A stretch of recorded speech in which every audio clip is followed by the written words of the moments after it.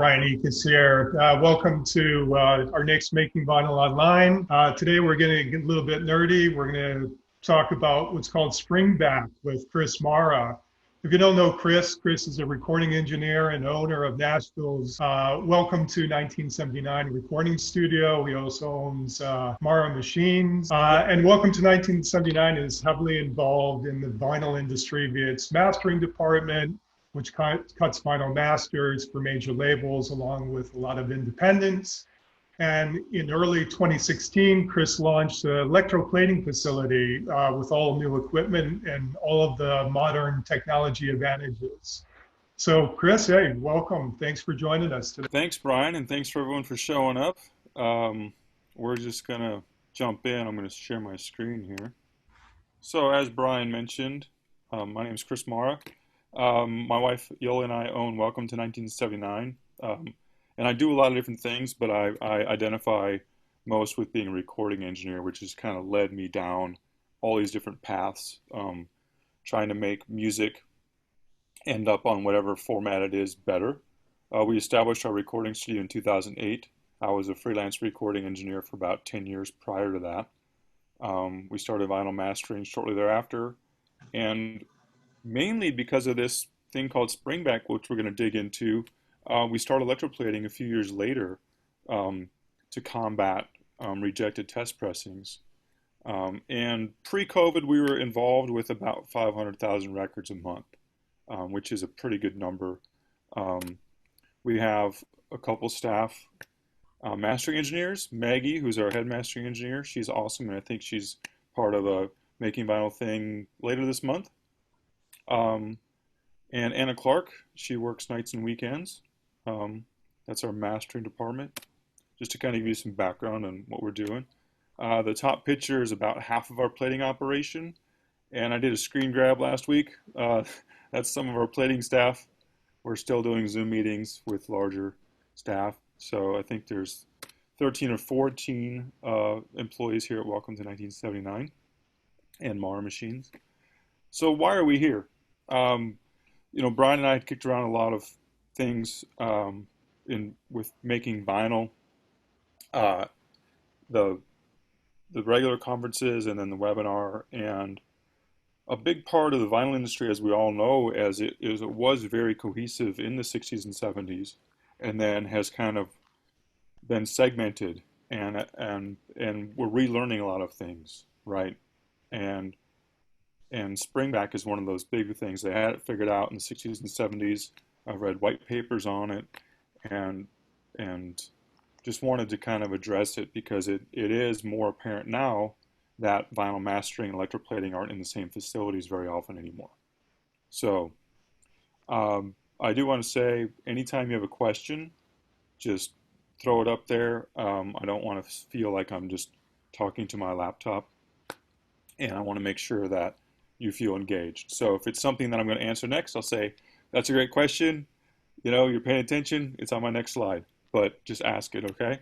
So we're going to learn how the time between cutting lacquers and electroplating can negatively affect the quality of the test pressing, and this is called Springback. So let's do a quick recap of the vinyl process, right? So there's three basic steps to making a vinyl record. One is mastering, two is electroplating, and three is pressing. I'm sure you all know that, but it's nice to get some groundwork going. So we're going to talk about vinyl mastering and how electroplating work together. So vinyl mastering is literally cutting grooves into a lacquer, okay? So I love this photo. This is one of my favorite photos. I'm having a hard time. Let me get out of this for a second. I need to move some stuff around on my screen. So this is my favorite photo of grooves. This really shows what we're talking about with fidelity, okay? Those white spots you see is a two-dimensional representation of a hill and valley. And if you look at that long enough, kind of those stars in the sky you see, that's the land between the grooves. And that 10 on there kind of left a little bit, that's the middle of a groove, right? So all of that, those shiny parts are high frequency, real sharp points in the groove, okay? And that's a super sexy, that's one of my favorite photos. So electroplating is taking that lacquer and making a metal mold of it, which is on the right-hand side there, okay? So let's talk about the quality of all this, because making a vinyl record is very hard, and making a high quality vinyl record is infinitely harder. So the frustrating thing about Springback, and we're going to get into this a little bit more, is time is critical between mastering and electroplating, okay? Once that groove is cut into a soft material like a lacquer, the clock is ticking. So what can happen is if too much time is allowed, the quality, those green blue bars represent quality. Once it drops down, it can't come back up. Okay, you have a really high-end mastering engineer master your record. Some time passes between the lacquer being electroplated, you lose that quality, and it doesn't matter who presses it or who electroplates it, that quality is not going to come back up. So nothing, the frustrating thing is nothing changes except time, right? So I want to show this photo again. So what our experiment we're going to talk about wanted to represent is we don't look at lacquers very often, right? But we've all been to the beach. So if you put your foot in the sand and you look at it like that left photo, you see all that detail. If you came back to that footprint in the sand an hour later, you would think it looked the same until you put your same foot right next to it again. And then you would see the differences in what that hour or two of nature taking its course with sand on a beach does. And that's the best visual representation I can give for this. So we wanted to set out and have an experiment that showcased that visually, but with sound, right? So prior to adding electroplating to our facility, we noticed an uptick in rejected test pressings every summer, which pointed us to the Springback thing. So it was really on our mind here, even when we were just cutting, okay? So that led us to this experiment. Once we had electroplating in-house, that gave us a lot of tools to express our curiosity, right? And it's fun to have all these tools at our disposal so we can say, is this a thing? Let's prove it or disprove it or check, right? And I have a fairly scientific mind. I know how to troubleshoot and I know how to eliminate variables, and that's a big part of being scientific. I'm not a scientist, but I understand eliminating variables in comparisons, right? So this again, we wanted to replay this, but with lacquers, right? Putting your foot in the sand, coming back later, putting another footprint in the sand and comparing them. That was the mental idea for this experiment. So to best do that, we sat down and just made a list of things we wanted to do to make this experiment better.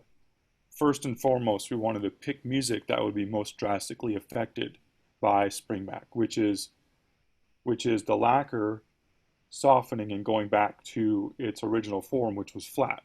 So the first thing that starts to smooth over are those beautiful ridges I showed you, and that smoothness results in high frequency loss is the basic concept. So we picked music with lots of high frequency content. You'll hear in the sound clips we'll play you'll hear the shakers and tambourines and all that. Female vocals are also great for high frequency content. So I picked a band that had a female vocal. We were concerned, we wanted to showcase that if the noise floor changed. So we picked a song that had an intro that didn't have all the instruments in it. So we could hear the bass level noise of the vinyl record to see if it changed. And most importantly, we wanted permission to share this. So I picked a band that I had produced and mixed and talked to them, and they're way into vinyl and they were just all about it. So the idea of the experiment, and again, any questions about this, fire them off. The idea was to cut one lacquer, with the same music and set it aside for, we figured, 2 weeks. Come back in, cut another lacquer with the same music, take them up to plating, have them both plated in the same process, and then have those both pressed on the same record. So we wanted to eliminate variables, as I mentioned. So we decided to do this across the holidays where cutting pretty much shuts down. So normally that 2 weeks would be a different set of lacquers, a different box of lacquers, different batch of lacquers, different styli on the cutting lathe, all that kind of thing. So on December 14th, we went to our shutdown mastering facility and cut right before we shut down, cut, pulled the lacquer out of the box, cut this music, set it aside. Came back after the break on January 3rd, pulled the very next lacquer out of the box, the same styli, basically the next record, cut that one, 14 days apart or whatever that is, and then took those up to electroplating, had them processed consecutively. That means it's the same silvering batch, the same person, the same bath, all the chemistry is the same. So we had a stamper made off of the new lacquer and a stamper made off the aged lacquer. And then those stampers went into a press at Palomino, up the road from us, and they pressed that onto one vinyl compound. And to me, that's as close as you can get to a comparison. Then we played that test pressing into Pro Tools back to back. So side A, side B. Okay? So what changed? We will listen to this, I promise. It's nice to just kind of lay this out for you. What changed?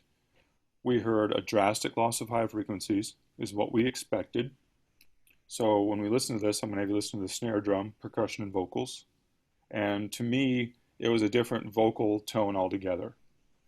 It sounded like he used a different microphone.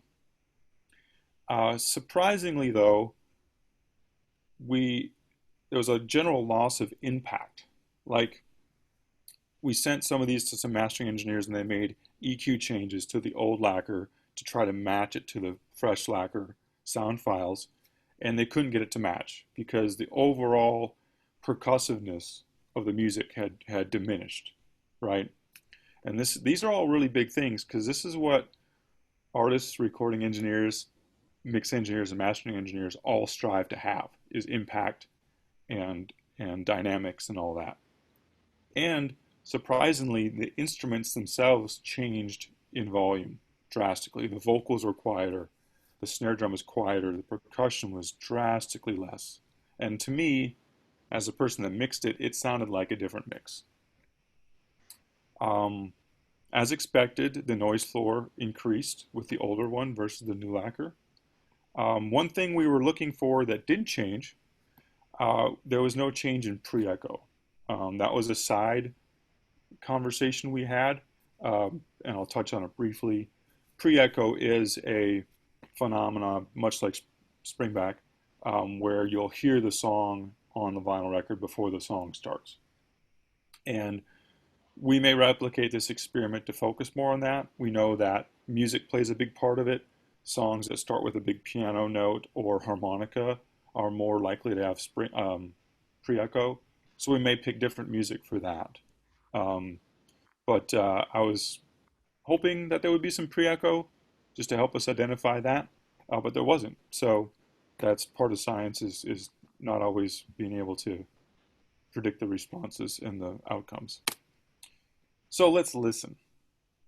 Okay, so what I did is I took the aged lacquer and the fresh lacquer, and I edited them together so we could just play with the song. So it will change every 4 bars, and I'll point. So this will be old, this will be new. Old, new, new, old. So there's a lot going on in this mix. So to help, just listen to the snare drum first and its reverb around it, and then when the percussion comes in, the shaker and the tambourine, listen to those things as they change. And then we'll listen to it again, we'll listen to other things, okay? So it's going to start at old and then new. So.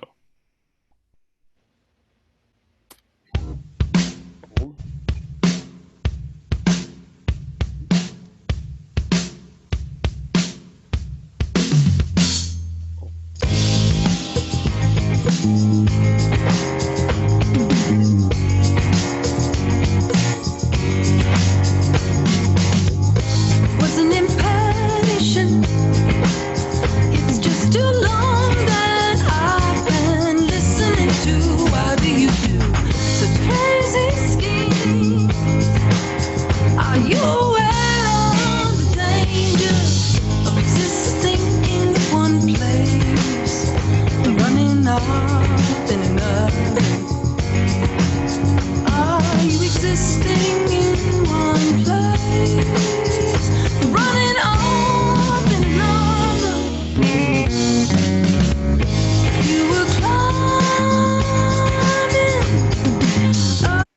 Okay. So what did you hear?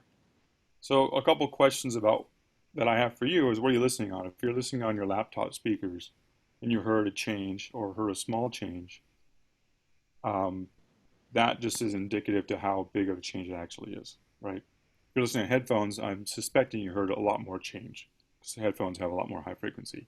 And if you're fortunate enough to have your computer hooked up to nice big studio speakers like I have in front of me, you would really hear a change. Okay.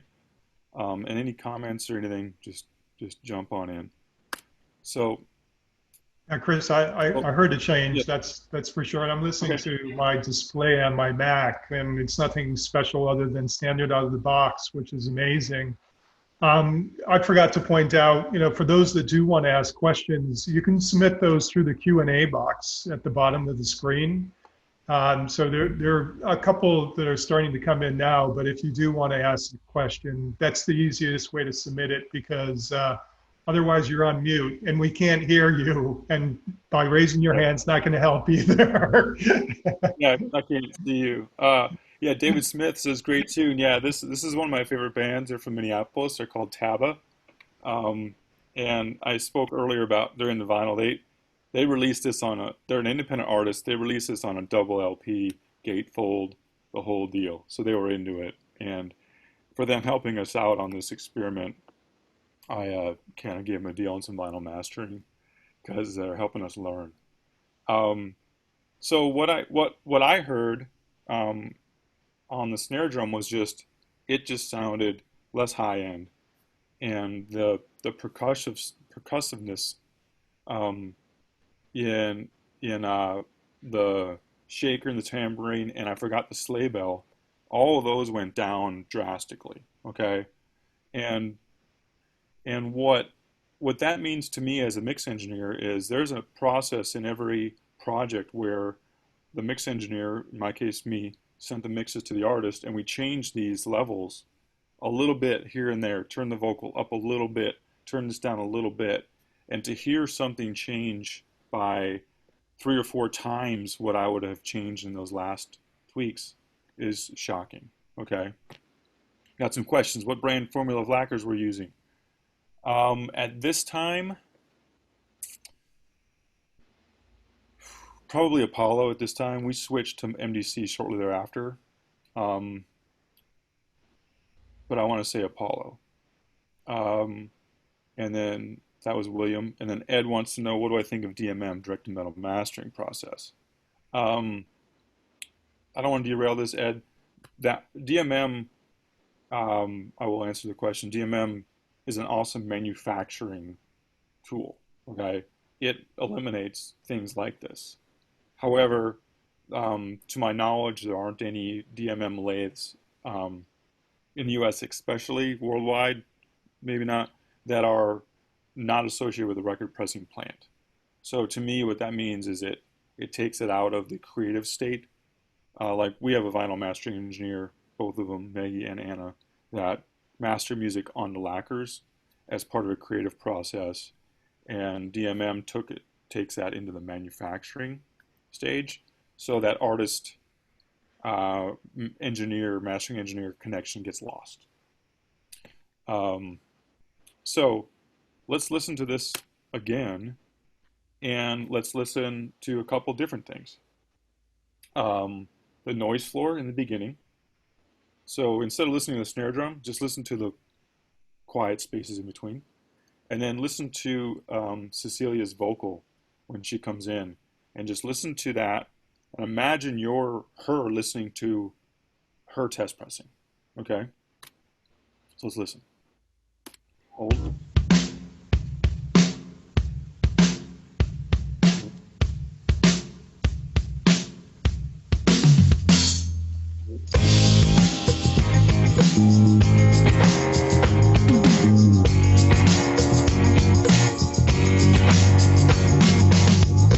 Wasn't impatient. It's just too long that I've been listening to. Why do you do such crazy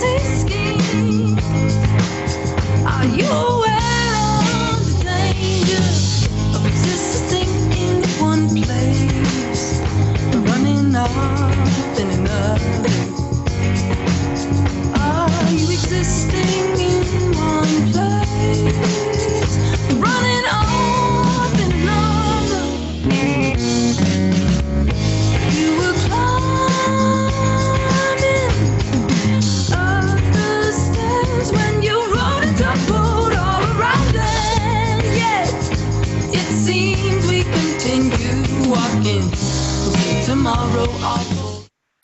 Okay, so what did you hear this time? Um,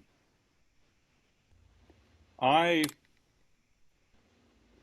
I heard the vocal get a lot quieter. I heard the energy overall just drop. The noise floor, it's hard to hear on my laptop speakers, but I have listened to several times on more high fidelity speakers. I hear the low frequency of the noise floor increase. Um, music for me is all about emotion and delivery of important lyrics or melody, and to have that diminished with the vocal change. And recording engineers and producers and artists spend a lot of time picking the right vocal microphone, and this one was, $8,000 or $9,000 of a microphone, and to hear it change to a what sounds like a very cheap microphone just makes me a little sick to my stomach. Okay, and like I said, imagine if you were listening on a you know on a proper system, and if it was your music and you knew it well, right? We're identifying changes in music we've only heard the first time, let alone this is a song that I wrote and helped produce and recorded, right? A couple questions coming in. Let me read these. What do I think about the influence stamper fabrication sound?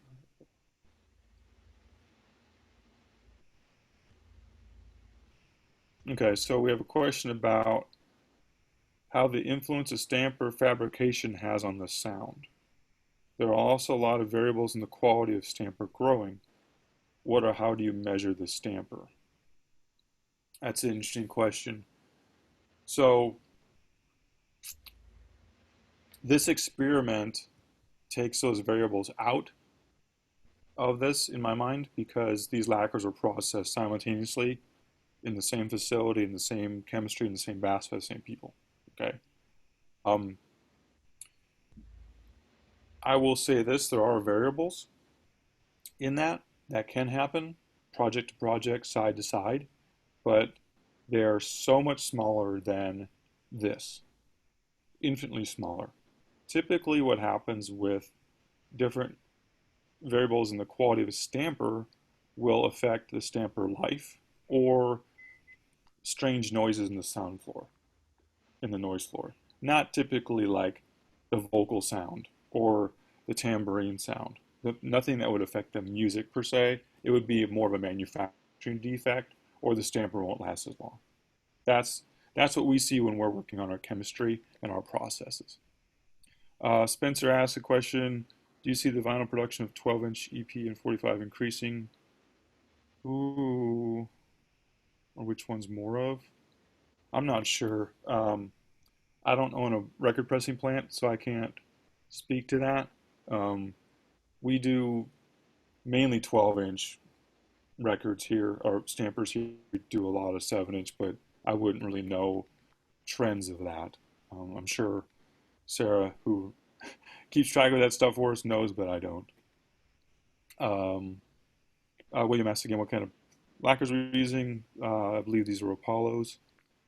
I have a question about that, actually. Did you Yeah, notice the yeah. difference, we'll say the time of change between the brands of formula?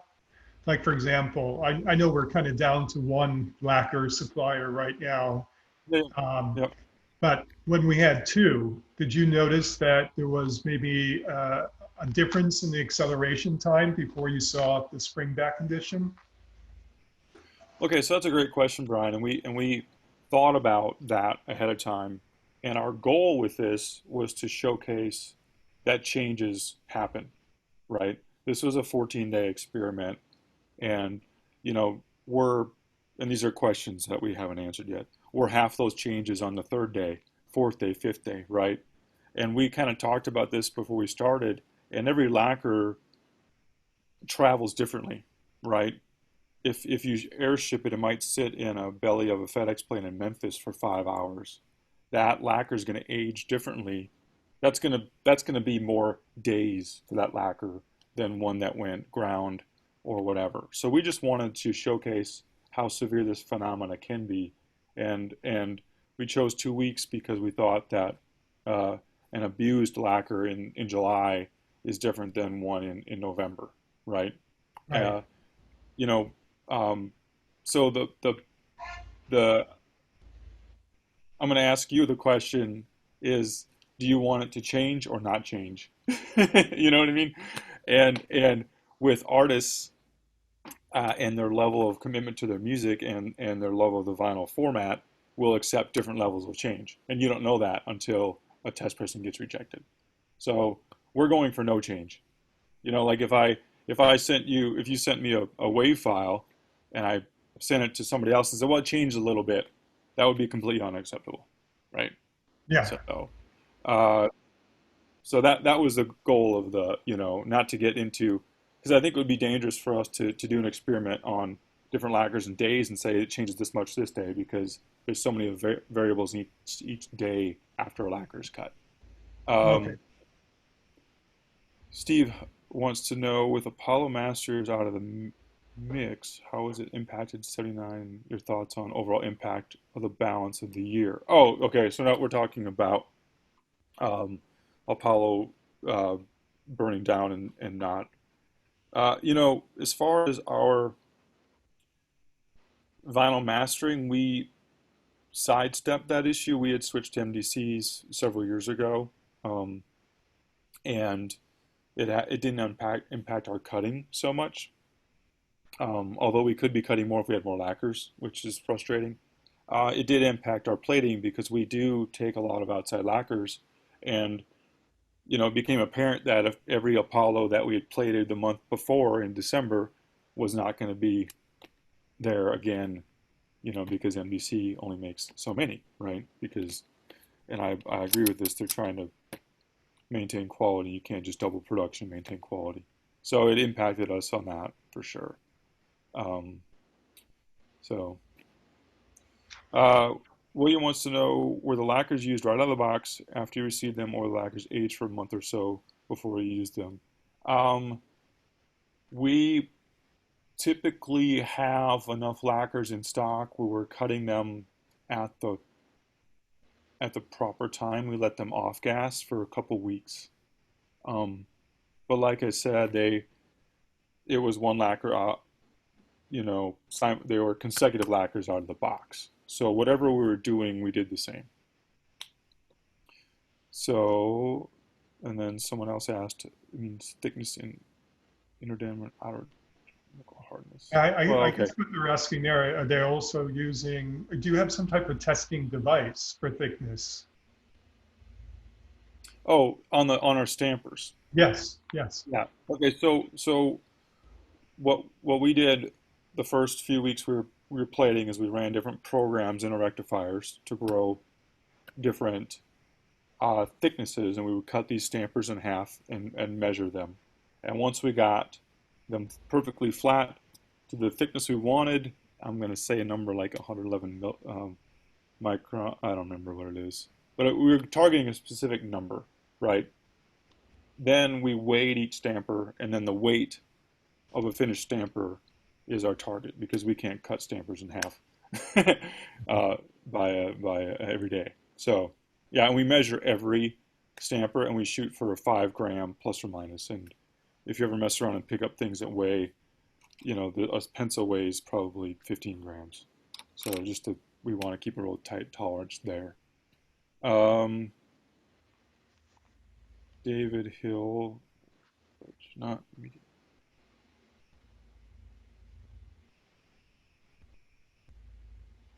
I'm reading. I'm sorry. It's a long question. It's got a little bit of background there. Right, right. So what David is talking about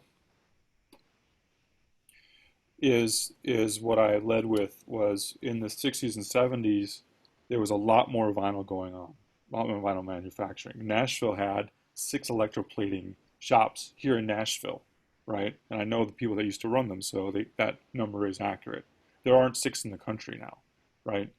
So Springback was known and it was avoided simply because the processes were closer together in time and space. Um, David, we stored those lacquers, the aged lacquer, we put in an 85-degree room for 2 weeks to simulate non um, controlled environment. So we were trying to age it properly, not overage it, not underage it, but to have it in non-conditioned air. Um, and then someone asked, what is the ideal groove depth to cut at lead in to get no underfill? Well, groove depth at cut and lead in is a process of vinyl mastering. Usually a 2 mil groove is the width to get a certain depth. And it's not, to my understanding of lacquer cutting, that's more to prevent too thin of a groove uh, with a stereo image, um, not so much for underfill. Um, and Spencer wants to know, how's our business doing in the vinyl age? We've been very fortunate. We're doing really well. Um, I think, you know, uh, the question I get a lot from family and friends is, how are things with COVID? And I'm like, I'm still trying to figure out the Apollo thing. You know what I mean? So, um, but overall, I mean, 2020 is what it is. We're doing fine. All of our staff, we've kept our staff on through all of this, and it's coming back, you know, um, bigger and better. So, David, I know there are a lot of people that are working on new lacquers, and we're actively involved in helping all of them. And I would expect some news on that front shortly. So, The last number I um, heard, Chris, was there was 4 companies. Is that number gotten bigger or any smaller since the beginning of the year? I'm under so many NDAs that I don't even talk about it.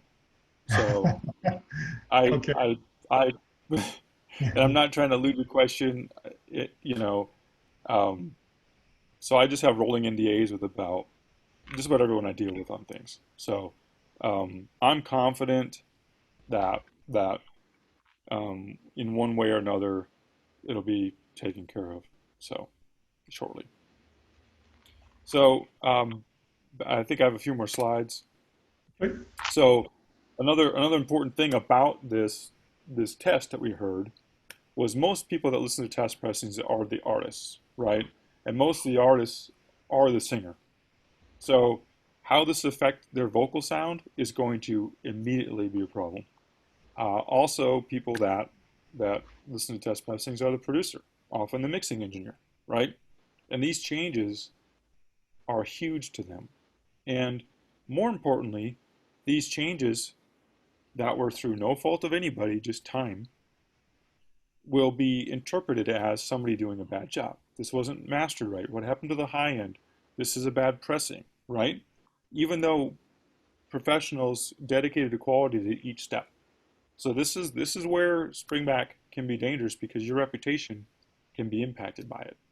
Um, so the verdict, um, and you can chime in. You know, you've heard it well enough.